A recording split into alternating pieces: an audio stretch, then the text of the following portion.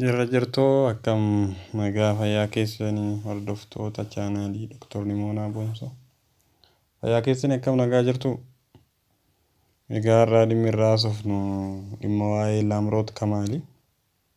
Akkuma beektu hundi keessan akkuma beektan Laamroot Kamaal egaa guyyaa aartist Hacaaluu Hundeessaa magaalaa Finfinneetti ajjeefame egaa nama isa bira turtedha. Egaa nama yoo sanii akka odeessanii poolisoota waamtillee namoota naannoo achi jiran isheedha jedhama. Egaa maraafuu har'a manni murtii wabiidhaan qarshii 5,000 gallakkiseera.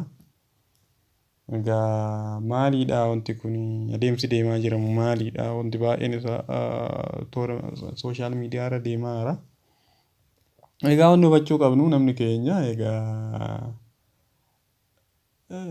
mootummaa kanarraa dhugaa yookiin mana murtii haqa qabeessa eeguun homaa reeffa yookiin nama du'e hin ka'a jedhanii eeguun wal qixa.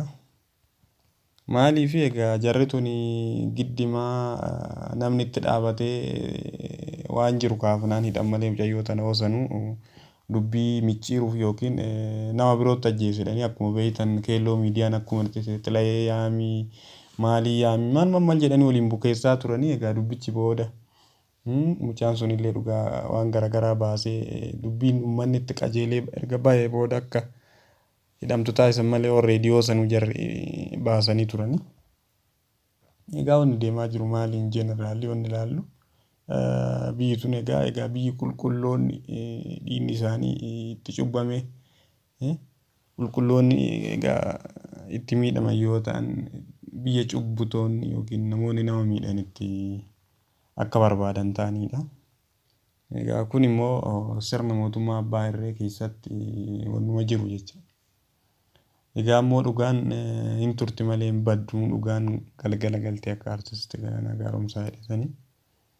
Egaa maalidha seenaa histiriin Itoophiyaa immoo of booda yoo barreeffamu the era of before assassination of artist Hacaaluu Hundeessaa inda the era after assassination of artist Hacaaluu Hundeessaa jedhanii barreeffamu histiriin Itoophiyaa amma gara fuulduraatti. Maaliif dhugaan Hacaaluu jissee Itoophiyaa akkuma jiru irraa seena. Erga inni ajjeefamee Itoophiyaan ni raafamte siyaasni biyyattii tootaalee jijjiirame. Kana namni martuu waan ija keenyaan argine jechuudha. Seenaa waan nu himanta osoo hin taane waan keessa jiru waan qaamaan argine jechuudha. Inni maali wanna asirratti wanni ijoon jiru shira isaan xaxan maal jiru waan hunda isaa argaa turre jechuudha. Egaa asirratti qabsaa'ota hidhaman dhiiga namoota qulqulluu dhumaa turan waan garaagaraa waan biyya kana keessatti ta'e egaa ilaalaa turre jechuudha. Egaa inni kun maal nutti mul'isa adeemsa jiraa jiru eenyu akka irra jiru abbaa rummaan fi waan ta'aa jiru wantoota hunda isaa argaa turre jechuudha. Egaa yoo callisan jedhanillee dhugaan nama callifchiiftu dhiigni nama qulqulluun haqa dubbachuun baay'ee dhugaa dubbachuun amantii irratti illee waan jajjabeessaadha karaa maraan jajjabeessa jechuudha haqa dubbachuu. Dhugaa haqa osoo ijji seenuun agartuu shira jarri ta'anii dubbii wal keessa ta'anii kijiba jarri ofaa yoo san irraa turan irra dubbachuun waa wanti nama qaanfachiisu wanti nama saalfachiisu hin jiru jechuudha. Egaa maalidha adeemsi jiru amma waa tokko qofa. Wanni jiru maalidha egaa shirri dalagamaa jiru adeemsi deemaa jiru. Akka hin taane biyya kanaaf waan arginuuf qabsoo jabeessinee dhiiga nama keenyaa jigee baafachuuf du'a jalaa ooluuf dararaa fi saamicha nurra ga'u jalaa ba'uuf kutannee qabsaa'u jechuudha. Kana qofatu nu baasa Oromoo kana qofatu baasa kutatee qabsaa'u bicha. There is no other option. Tigiroonni waggaa 27 biyyallee saamanii qabeenyaa kuufatanii meeshaa kuufatanii kutannoo fi cichoomina har'a qabanii waliigaltee har'a qabanii milishaa fi raayyaa ittisa biyyaa kan naannolee meeqa diroonii biyyoota meeqa humna waraanaa Eertiraa Somaalee kan hundi dandamatanii har'a gara seentiraalitti advaansii godhaa jiran jechuudha. Kanarraa Oromoon maal hubachuu qaba? Tokkummaan cichoominni akka murteessaa akka ta'e sirriitti jala sararee beekuun irra jiraata. Bilisummaan baay'ee akkuma artistoonni keenya durii jedhan tolaanii miti kan nama harkatti dhuftu. Hammam akka cimaa, hammam akka kutannoo fi dhiiga nama gaafatu sirriitti hubannee beekutu nurra jiraata. Wal sossobuun gaarii natti fakkaatu. Afaanumaan qofa wal sossobuu fi namni keenya fageenya irraa taa'ee maal jechuun osoo hin taane keessa gabbu'anii hidhatanii jajjabii duratti deemuuf dhugaan nama keenya kan du'e illee bahuu danda'a. Kan jirullee saamicha irraa bahuu danda'amuuf booda of kabachiisuu dandeenya jecha. Sabni keenya kan of kabachiisuu danda'u waa tokkoo fi tokko qofaan hoggaadha. Maaliifii qabsaa'onni dhiyeenya hidhaman kan yaalaa turan karaa nagaan karaa bilisaan filannootti dhiyaachuudha. Sun ta'uu didee qawweetti amanan. Nama qawweetti amanu immoo qawween malee tolaan siin sarmu si ajjeesa.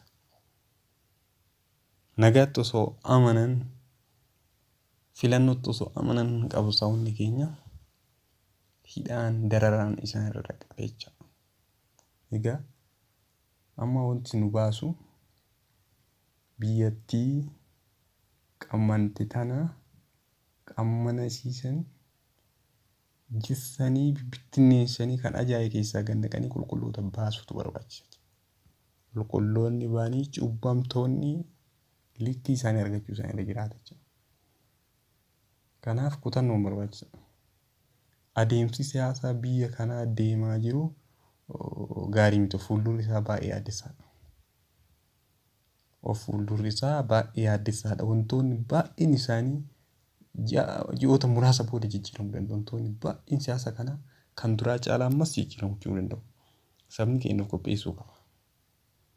Sabni keenya bakka jiru adeemsa ispeeshaalii siyaasni biyyattii gara jiddu galeessaatti baay'inaan fageenyaan saffisaan deemaa jiruun namni keenya bakka jiru of qopheessuu jabaachuu qaba. Egaa dhimma Laamroot Kamaaliin wal qabatee wanti jiru homaa wanni addaa wanni mootummaa kanarraa eenyu hin jiru jechuudha. Duraa sagalee namni waan garaagaraa waan sagalee ta'eef akka hidhamtu taasise. Erga qabbaneessee booda amma adeemsi jiru waan jijjiiramuu danda'uuf godhe. Homaa wanni addaa isaanirraa eenyu hin jiru. Namni waan ofii godhee shira barbaadu tokko deebii siin kennu wiidaltii gaarii siin kennu. Egaa gaafa albama artista Haacaaluu Hundeessaa abbaan isaas waan jedhe qaba. Ofii maallaqa kafalchiisanii ajjeesanu amma deebisanii immoo qallabu takka booda bilisa jedhanii baasuu jedheera. Ifa dubbateera kun eenyuuf akka dubbate hin beekama.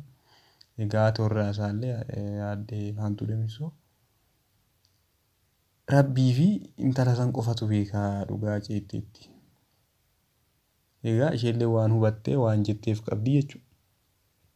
Egaa namni baay'een keenya adeemsa osanii hordofaa ture baay'inni nama citiineessa akka jiru numa beektu. Garuu homaa gochuun hin danda'amu. Egaa guyyaan tokko inuma darba wanti kun illee waan darbe hin jiru waan ta'eef inni kun darbee guyyaan dhugaan itti dhuftu dhugaan itti dhiyaatu boru fagoo waan hin taaneef egaa hamma dandameen sagalee ta'uun mootummoota miidiyaalee addunyaatiif sagalee ta'uun gaariidha. Miidiyaan influensii guddaa qaba. Haa ta'u malee wanti addaa wanni mootummaa kanarraa nu hin jiru jechuudha. Maaliif kama beeynu jechuudha. Haa ta'u malee sagalee ta'uun dhugaa nama kanaa akka barbaadamu bakka geenye maratti lallabuun waan gaariidha sanitti fuu qabna. Haa ta'u malee jajjabee dura dhaabachuu qabna jechuudha. Kan nu baasamu booda jajjabe. Waan tokko shakkiin hin jiru kana asii achi jechuu dhiifne jajjabee bakka jiru namni keenya hayyuu xiqqaa guddaa dubartii dhiira qeerroo qarree jajjabee bira dhaabachuu qaba. Dhaamsi kiyya kanuma nagaa fayyaa ta'a ulfaadha.